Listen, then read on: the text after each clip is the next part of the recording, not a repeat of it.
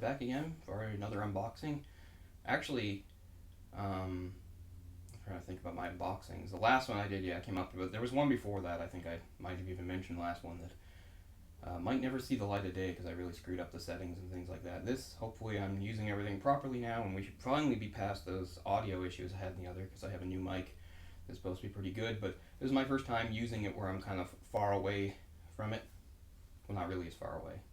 But you know what I mean, because I tested out a few times on streams, but you couldn't really tell the difference. But hopefully, the mic will start proving its worth here. So, new unboxing. This came a couple days ago. I had to restrain myself for getting it. Little package here.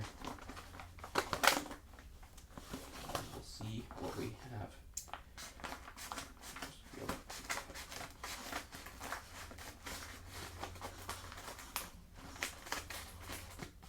Yeah. What is this stuff? Who's gonna make a mess? It's not just. Gonna have to vacuum this up later. Okay. Let it speak for itself. Itchy tasty. Right? An official history of Resident Evil. So this only covers, I think, the first 10 years. So about 1996 to 2006, which is fine by me because those are the games that matter the most to me. I feel like all the games since then, the best ones were just remakes of the older ones. Not that there aren't any good Resident Evils, but anyway, this is by Alex Aniel, and I've heard about this for quite a few years. It's not a super long book, but it's full of interviews and accounts from pretty much all the relevant people that were involved in the making of the games, at least for those years. And I know that there are other books about, you know, the history of the Resident Evil game franchise. One called something like Umbrella Chronicles or something like that. But this is the one I always heard good things about, reading stuff on the internet about. Ooh, the forward here is from January 2019. And an introduction. Anyway, it's supposed to really, you know, get into... Look at the mess this... What is that? There's all this... Blech. What is this? What kind of stuff do they use here? But anyway, it's all over me and all over the floor, and I'm going to have to vacuum. I've never had such a messy unboxing. So anyway, unlike, you know, some of my other unboxings, this shouldn't be too long. We'll keep it brief.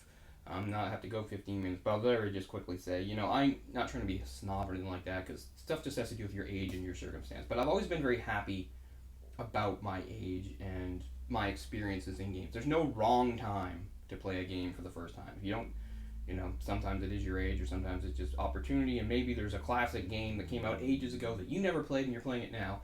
That's fine. There's no wrong way. But I was always really happy, you know. I remember renting the very first Resident Evil when it came out. It came out to no fanfare, even though it was a Capcom game. I don't even remember reading anything magazines about it upcoming. It was just sort of a complete surprise, and it was a big surprise hit, and then would go on to really kind of save Capcom, who were in some financial trouble at the time. It's hard to imagine because they were so successful and did have some other big franchises like Street Fighter and Mega Man, for instance. But this has gone on to be their most successful franchise by far. And anyway, just playing it in '96 was such an interesting feeling because it's a great feeling to remember when games felt so new and fresh. And I'm not saying they don't now either. I just haven't had much opportunity to play the newest stuff yet. But it's always a great feeling. Like, I'm just really glad that I was around to play a lot of those games, particularly the fifth generation. I do think this is true. I don't think there's ever been such a jump as from the fourth to fifth generation. So that's going from like the 16-bit era to the 32-bit. And it's not even just graphics. I mean, the first thing people think of, like, now you could play games in 3D, or at least partially in 3D, was a big loop and an uptick in graphics, but also, like, sound, too, right? Because, except for the N64, you know, you had CD-ROM-based systems, so they could store a lot more audio. So now you could have, like, actual soundtracks instead of, you know, MIDI soundtracks. Not that those weren't cool when you hear them on, like, the 16-bit and the 8-bit systems, but now, you know, you can hear actual soundtracks with real instruments and things, and also... You could have cutscenes, you could have fully animated cutscenes. You could see that as early as on the Sega CD, like in 92 or so, for something like Lunar.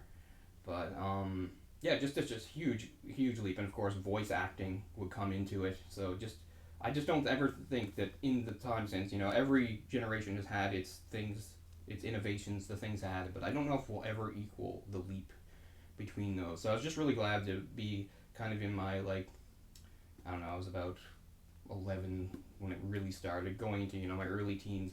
And I got to play some of those games that would be so groundbreaking at the time, like the first Metal Gear Solid, things like that. I'm sure there's other stuff. But Resident Evil is another one, sort of defined what was survival horror. Now, there was a little bit of survival horror before this, but it certainly wasn't a genre. This is what made it become a genre, and it's an incredible game. So I'm looking forward to reading this. Looks like it'll be a pretty quick and easy read. I'll be getting into it. Other thing is, for the Final Dungeon, I'm going to put this on the Final Dungeon channel too, since it is video game related. I've been dying to do an episode again of anything, but I really wanted to do something about Resident Evil as a franchise, or even make it smaller, maybe about the first few games. I don't know, but hopefully we can get something going in the Final Dungeon. But anyway, again, being an unboxing, no need to drag this out. I really hope the audio holds up this time. So there we go, Itchy Tasty. Really cool book, really good pickup. Happy to have it. And that will do for now, so we'll see you next time with something, other unboxings coming from my channel, and possibly this one.